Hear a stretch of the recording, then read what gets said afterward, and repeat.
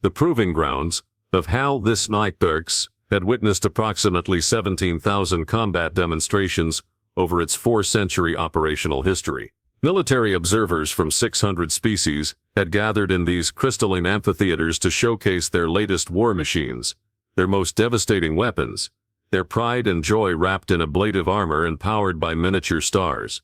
Today's gathering promised to be equally unremarkable, which is precisely why the assembled commanders were checking their data pads and wondering if they could leave early without causing a diplomatic incident. The Auxtherian Empire had brought their newest toy, a 30-meter combat frame bristling with enough weaponry to pacify a small moon.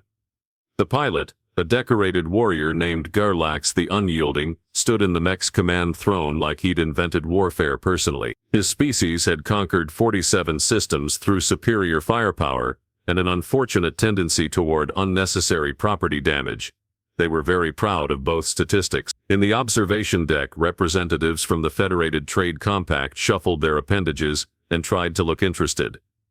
The Antheri delegation had already dozed off, their 3 hearts beating in peaceful synchronization. The insectoid Brixseath were clicking their mandibles in what might have been conversation or possibly just boredom. Everyone had seen Gauss cannons before. Everyone had seen war mechs. The combination was about as innovative as putting wheels on a vehicle.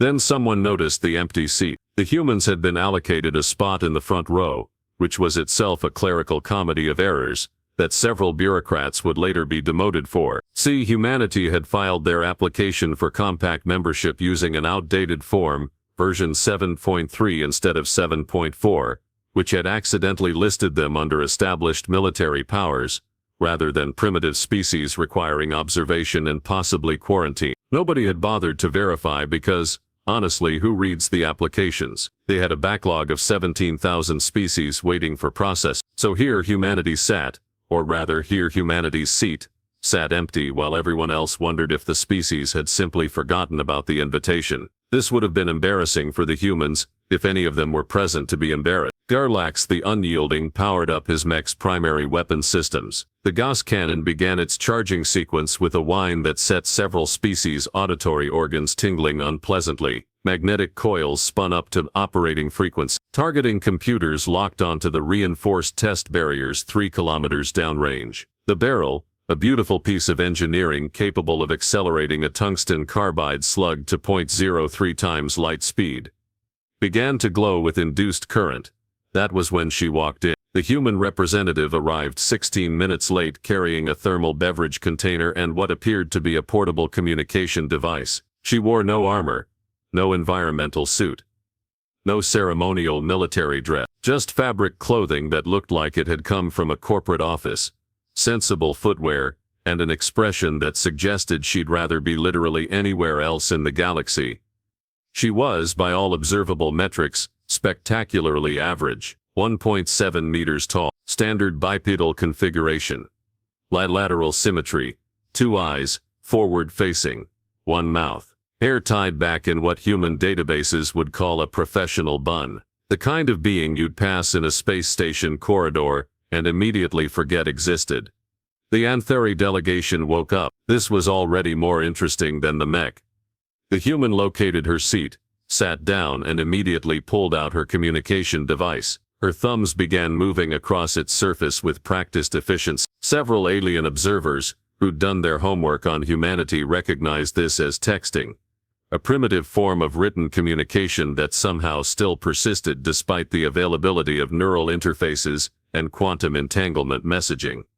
Garlax the Unyielding noticed the late arrival. His pride, already inflated to near critical levels, demanded acknowledgement. He triggered his mech's external speakers, which boomed across the proving grounds with enough volume to rattle the observation deck's transparent aluminum viewports. Human, you arrive late to witness the might of the Therian Empire. Do you bring warriors to test against our superior combat systems? The human looked up from her device with the expression of someone who'd just been interrupted during a very important email. She glanced at the war mech, then at her wrist where a small chronometer displayed local time, then back at her device. Actually, I'm here to observe technological demonstrations and file a preliminary trade assessment report. Section 47B of the membership application process should take about 90 minutes, then I have a conference call with the Home Office about quarterly projections. The silence that followed this statement could have been weaponized. Gerlach processed this information, decided it was deeply insulting to his warrior pride, and made a choice that would later be analyzed in military academies as catastrophically stupid. He rotated his mech's primary cannon toward the observation. Several species immediately activated personal shields. The brickset began calculating escape trajectories. Then perhaps you should witness our power firsthand. I shall fire a training round, low velocity, non-explosive, so your primitive species can understand the gap between us. The human sighed. Actually sighed, like she'd been asked to fix a printer jam. She stood up, walked to the observation deck's exit hatch, and stepped onto the proving ground floor. No dramatic music.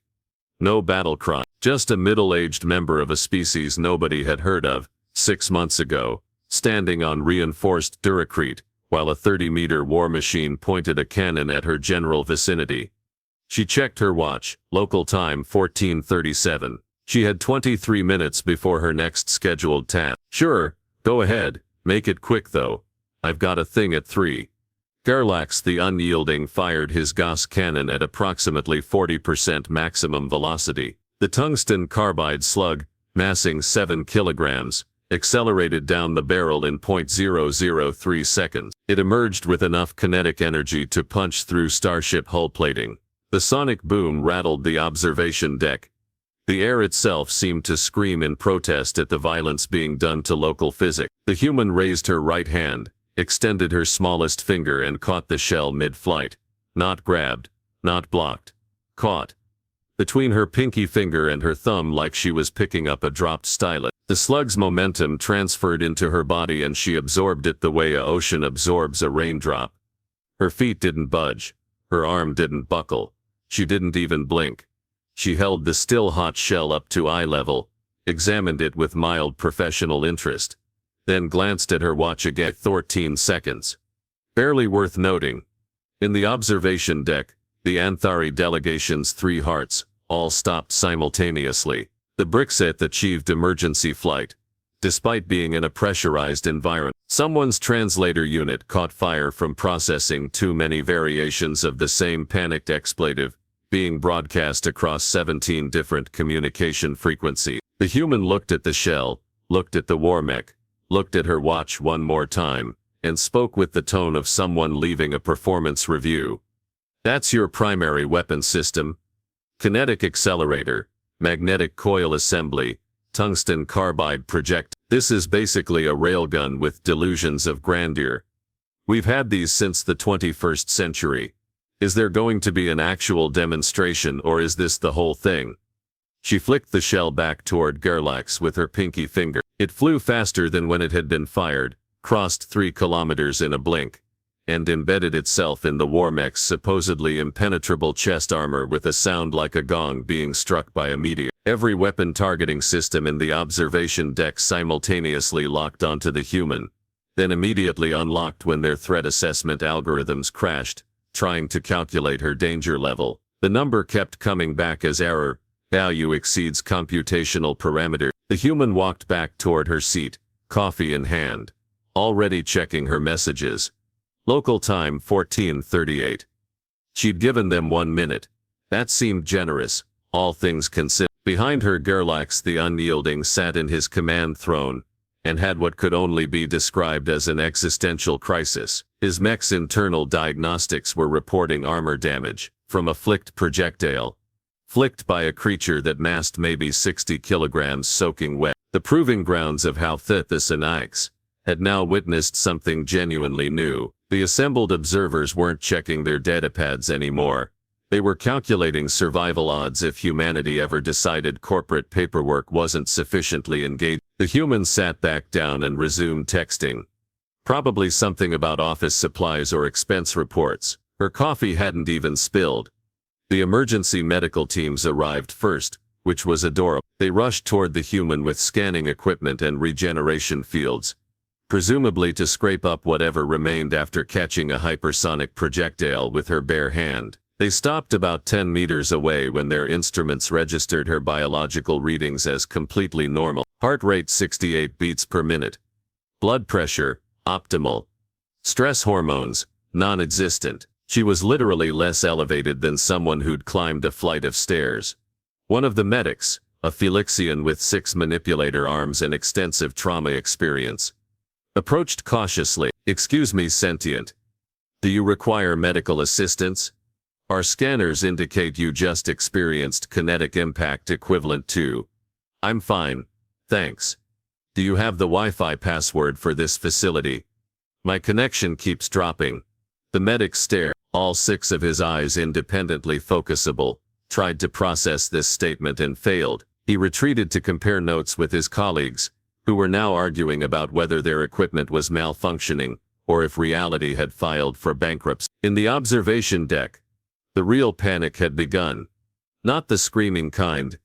These were military professionals after all. This was the quiet, efficient panic of people recalculating their entire strategic doctrine, while trying not to vomit. Datapads blazed with activity as intelligence officers transmitted emergency updates to their respective homeworlds. Fleet admirals were being woken up at inconvenient hours.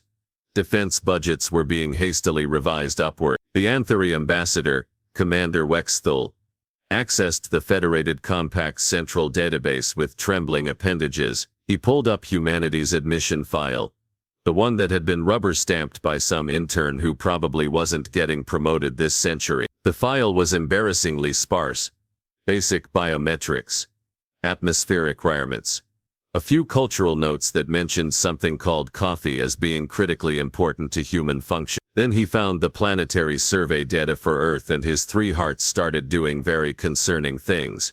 See, there was a reason humanity's application had been filed under the wrong category, and it wasn't just bureaucratic incompetence. It was because nobody who'd actually read the planetary data believed it could support sapient life. The survey had been flagged as containing sensor errors, and filed away for later review, which in government terminology meant never. Earth's gravity registered at 9.8 meters per second squared.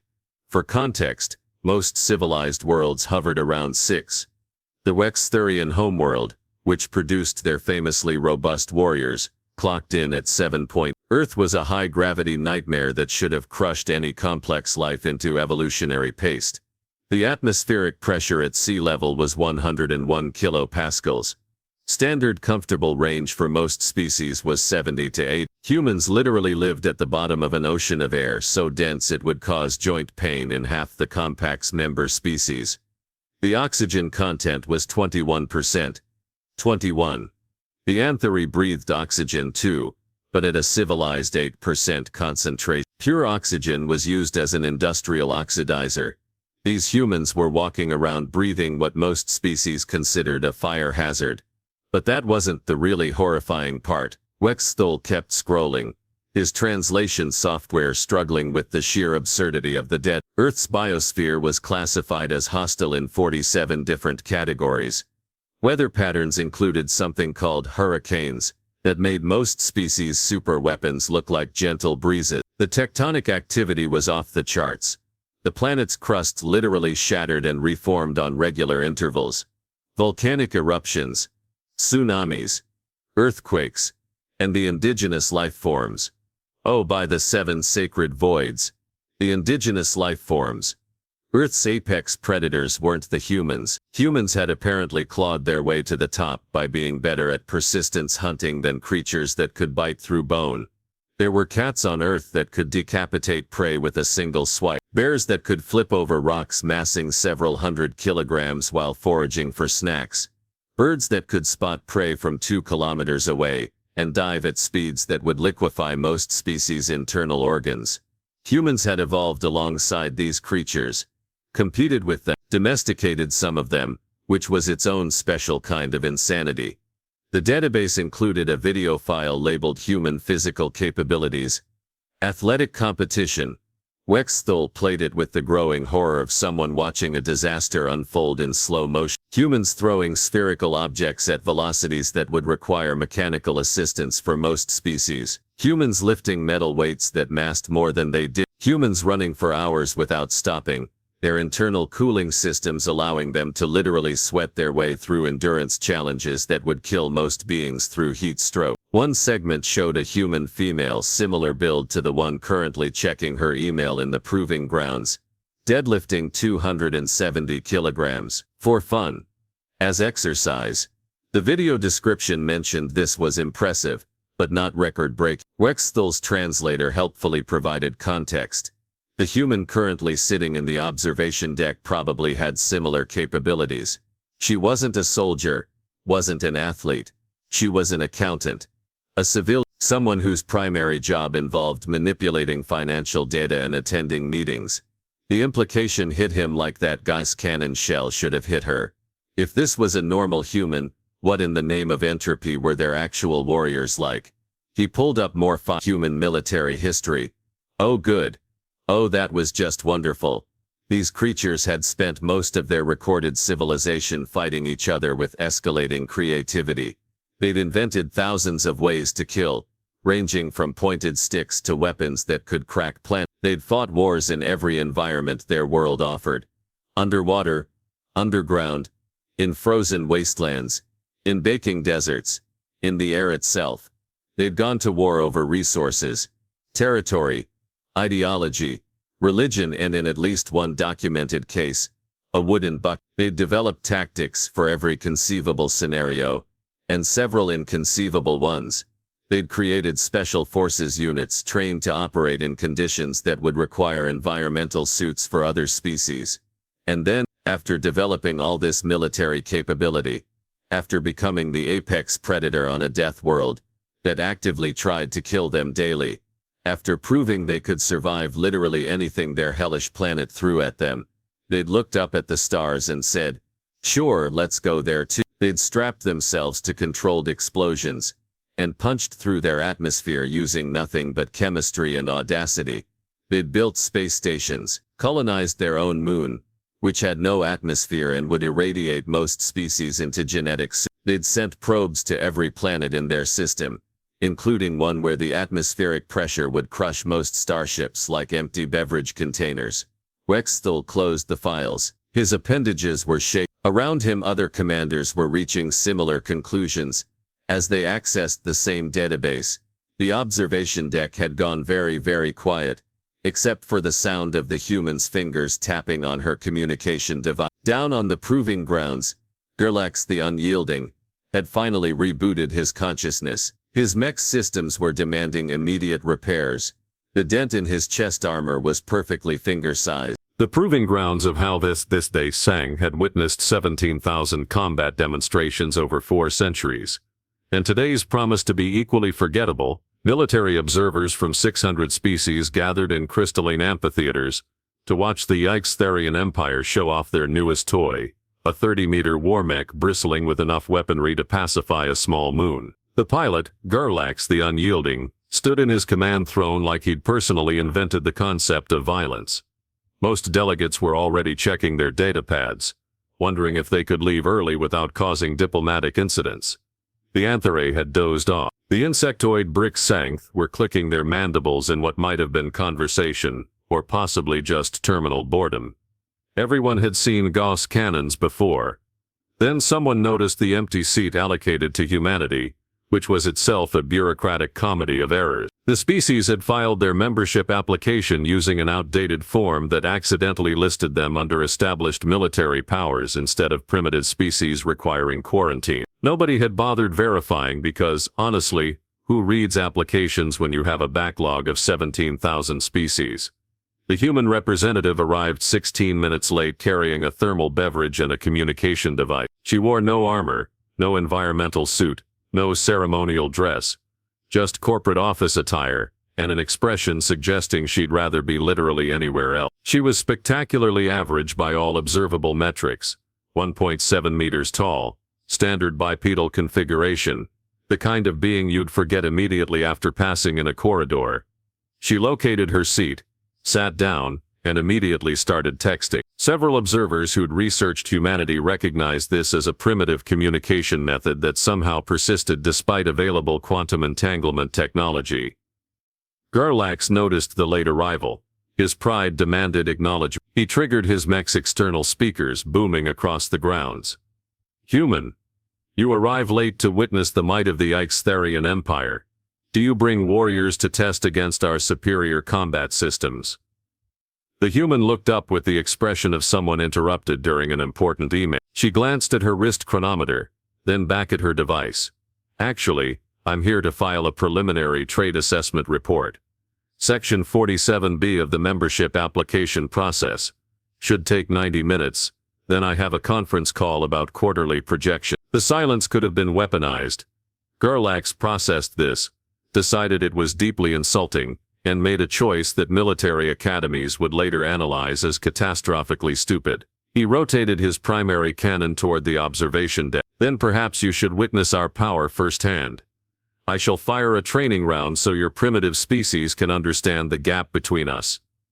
The human sighed like she'd been asked to fix a printer jam. She stood, walked to the proving ground floor, and stepped onto the Derricrete. No drama, no battle cry. Just a middle-aged accountant standing there while a war machine pointed a cannon at her. She checked her watch. Local time, 14:37. She had 23 minutes before her next task. Sure, go ahead. Make it quick though. I've got a thing at Gerlax fired at 40% maximum velocity. The 7-kilogram tungsten carbide slug accelerated down the barrel in 0.003 seconds, with enough kinetic energy to punch through starship plating. The sonic boom rattled the observation deck. The air screamed. The human raised her right hand, extended her smallest finger, and caught the shell mid-flight. Not grabbed, not blocked, caught, between her pinky and thumb, like picking up a dropped stylus. The momentum transferred into her body, and she absorbed it the way an ocean absorbs a raindrop. Her feet didn't budge. Her arm didn't buckle. She held the still hot shell up to eye level, examined it with mild professional interest, then glanced at her watch. 14 seconds. In the observation deck, the Anthari delegation's 3 hearts stopped simultaneous. The Brixit achieved emergency flight, despite being in a pressurized environment. Someone's translator caught fire from processing too many panicked expletives across 17 different frequencies. The human looked at the shell, looked at the mech, and spoke with performance review tone. That's your primary weapon. Kinetic accelerator, magnetic coils, tungsten carbide projectile. This is basically a railgun with delusions of grandeur. We've had these since the 21st century. Is there an actual demonstration or is this it? She flicked the shell back with her pinky. It flew faster than when fired, crossed 3 kilometers in a blink, and embedded itself in the war mech's chest armor, with a sound like a gong struck by a meteor. Every weapon system in the observation deck locked onto her, then immediately unlocked when threat assessment algorithms crashed, trying to calculate her danger level. The human walked back to her seat, already checking messages. Local time. Behind her, Gerlax sat in his command throne having an existential crisis. His diagnostics reported armor damage from a flicked projectile. Emergency medical teams arrived to scrape up whatever remained of the human. They stopped when their instruments registered her vitals as completely normal. Heart rate 68 beats per minute. Stress hormones non-existent. She was less elevated than someone who'd climbed stairs. The Felixian medic approached cautiously. Do you require medical assistance? Our scanners indicate you experienced kinetic impact, equivalent to, I'm fine, do you have the Wi-Fi password? My connection keeps dropping. In the observation deck, Commander Wexthul of the Anthari accessed humanity's admission file with trembling appendages. The planetary survey data for Earth had been flagged as containing sensor errors, because nobody believed it could support sapient life. Earth's gravity 9.8 meters per second squared. Most civilized worlds hovered around the Ixtherian homeworld, which produced their famously robust warriors, registered 7.2. Earth was a high-gravity nightmare. Atmospheric pressure, 101 kilopascals. Standard comfortable range was 70 to 80. Oxygen content, 21%. Most species breathed oxygen at a civilized 8%. These humans were walking around breathing industrial oxidizer concentrations. Earth's biosphere was classified as hostile in 47 categories. Weather patterns included hurricanes that made superweapons look gentle. Tectonic activity was off the charts. The planet's crust literally shattered and reformed regularly. Volcanic eruptions, tsunamis, earthquakes, and the indigenous life. Earth's apex predators weren't even the human. Humans had clawed to the top by being better at persistence hunting than creatures that could bite through bone.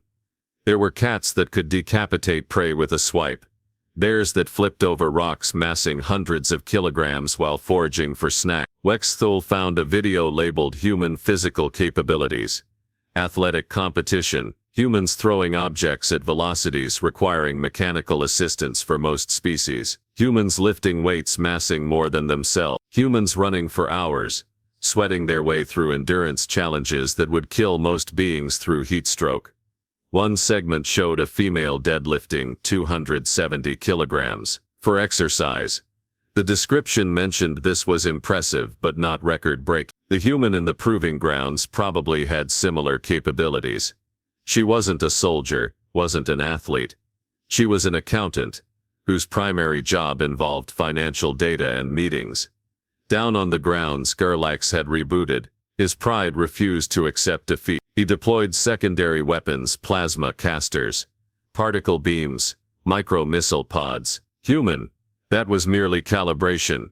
Now witness true firepower. The human looked up from her spreadsheet. Are you seriously doing this? I have to file my expense report by end of business. Galactic fired everything. Plasma bolts at 40,000 degrees. Particle beams at significant fractions of light speed. Missiles with advanced guidance systems. Any reasonable being would have been vaporized. The human raised both hands like catching grocery. The plasma splashed against her palms and dissipated. The particle beams got swatted aside. She caught 3 missiles, crushed their guidance systems with casual grip pressure, and tossed them back faster than their own propulsion systems could manage. The missiles impacted Galactic's mech before his computers could track them. His right arm assembly dropped off entirely, crashing with a sound like a building collapse. The human brushed dust off her sleeve and resumed her email about office furniture procurement. The Brexit security chief decided to test exotic matter. He descended carrying a graviton disruptor that could increase local gravity by 50 times. He activated it at minimum power, aiming at the human's center mass. Local gravity increased to 490 meters per second squared. The Duracrete cracked. The air grew heavy. The human looked up, glanced at the disruptor, then pulled out a sandwich from her bag. She ate it, standing in 50 Gs while typing emails. Turkey and vegetables. Based on the visible cross-section, Thor increased power to 100 G. His exoskeleton creaked from proximity. The disruptor threw warnings about structural stress. The human finished her sandwich, crumpled the wrapper, and walked toward him against 100 G resistance like pushing through a mildly crowded corridor. She examined the disruptor with professional interest. Graviton manipulation via quantum field fluctuation. Clever. We've been working on something similar, but the power requirements are problematic. Are you using contained antimatter or dark matter catalyzation? Thor deactivated the device before it exploded. The human nodded approvingly. Safety protocols. Good. You'd be surprised how many species skip those. She checked her watch.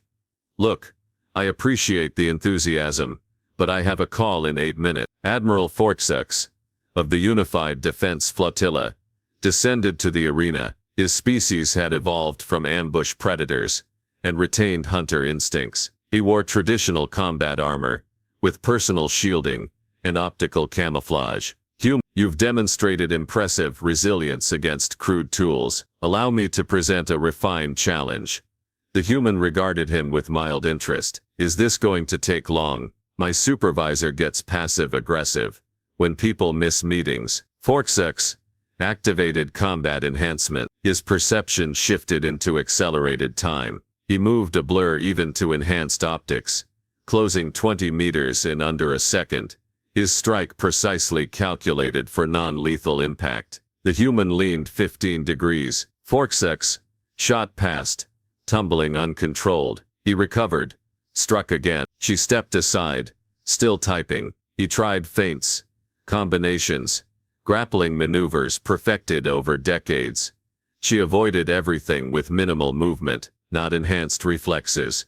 Her biology wasn't faster. She just read attacks with casual competence from someone who'd evolved on a planet where everything tried to eat everything else. After 30 seconds, Forksex stopped. His analysis software returned feedback he didn't want to believe. She wasn't fast, she was just better at predicting vectors. Her spatial awareness operated at levels his species achieved only through cybernetic enhancement. Except she was doing it naturally while distracted. Wexthor descended on shaking appendages. Human, we require clarification. Your capabilities exceed our projections. You withstood weapons designed to neutralize armored vehicles. You consumed nutrition in gravitational forces that should have converted your skeleton to paste. Please explain how this is possible.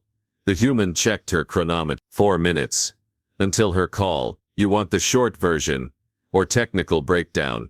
Any version preventing emergency military buildups. The human adopted a presentation tone she'd given too many times. Basic biology. Earth's gravity is 9.8 meters per second squared. Our skeletal structure is dense calcium phosphate composite optimized for that load. Bone density approximately twice what you'd find in lower gravity species. Femur withstands 19,000 newtons compression before failure. That's supporting 200 times our body mass vertically. She knocked on her shin. The sound was disconcertingly metallic. Your graviton disruptor. Uncomfortable but not dangerous unless you'd pushed past 150 G. Or sustained it for hours. Muscular system. Uses dual fiber configuration. We evolved as persistence hunters. Track prey for days if necessary. Our cooling system uses evaporative perspiration across our entire dermal layer, allows sustained exertion in temperatures that would cook most species from internal heat. She held up her catching hand. Connective tissue incorporates collagen matrices, distributing kinetic impact. Also pain tolerance. Earth's biosphere is competitive. Everything hurts and you function through it, or don't survive to reproduce. Broken bones, lacerations, were built to operate through damage that would incapacitate species from hospitable environments. Forksex found his voice, but the reflexes. You anticipated my attacks without enhanced processing. Pattern recognition, spatial reasoning. We're visual hunters.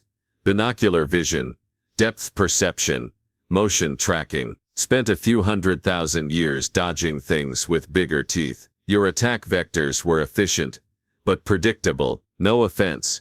She checked her watch. 2 minutes. Look, I'm not special. I'm an accountant who walks and occasionally uses my building's fitness center. Probably 40th percentile for human physical capability. You want impressive? Talk to our actual military, or athletes, or construction workers, or honestly anyone under 30 with decent genetics. The observation deck erupted as commanders processed this. 40th percentile. Below average, and she'd humiliated their finest hardware.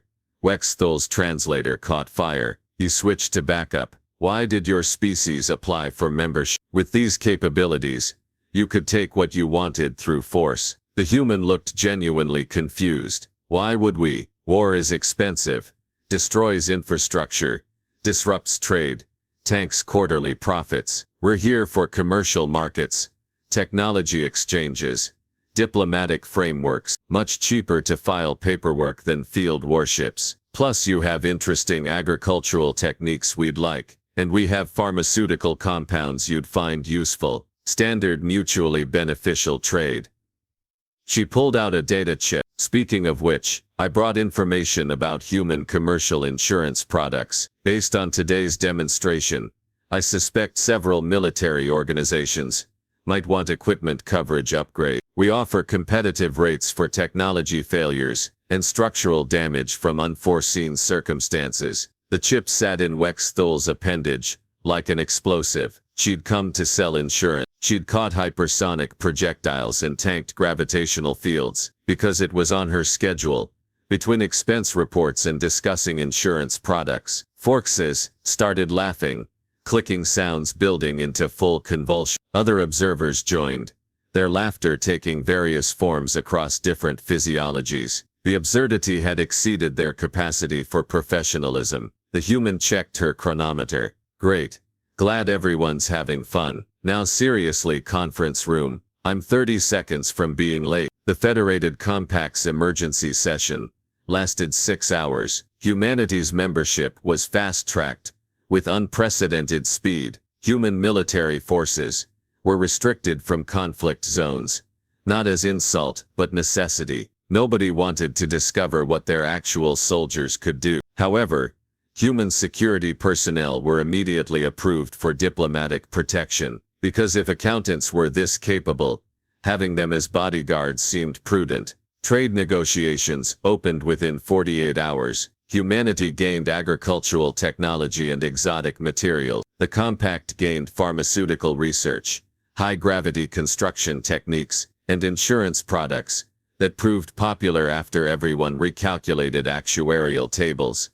Galactic retired and became a civilian engineer. His therapist suggested career changes would help with recurring nightmares about finger-sized dents. The war mech went to a museum with a plaque reading, "First confirmed human contact.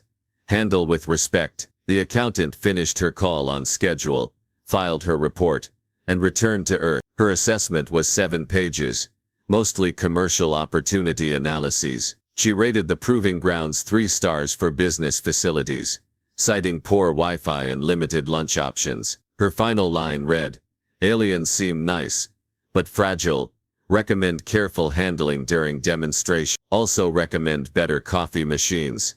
3 months later, when the Compact officially welcomed humanity, representatives from 600 worlds gathered. They'd updated threat databases, revised military doctrines, and installed reinforced furniture where humans might visit. The human delegation arrived exactly on time, with briefcases and communication devices, discussing trade agreements with bureaucratic efficiency. Not a single human mentioned the Proving Grounds incident. Everyone else remembered, and in diplomatic archives sat video footage of the demonstration. Military academy students watched it first week. The footage showed a civilian catching a hypersonic projectile with her smallest finger while checking her watch. The video's title, assigned by an archivist with unfortunate humor, read, "Why We Don't Start Wars Before Reading Planetary Survey." Below that, someone added, "They evolved on a hell world and got bored with it." The accountant never knew she'd become famous. She was too busy with quarterly projections and new client presentations about liability coverage for exotic matter containment. She'd filed the trip under routine business travel and moved to her next schedule item. Somewhere in the galaxy, a Waxtherian pilot still had his existential crisis, and somewhere on Earth, billions of humans continued daily routines, commuting, working, arguing about sports, blissfully unaware they'd been reclassified as the galaxy's most terrifying species. They wouldn't have cared anyway. They had bills to pay, and that printer on the 3rd floor was jammed again. And honestly, dealing with interstellar political implications seemed less urgent than fixing the damn printer, which, when you thought about it, was possibly the most terrifying thing of all.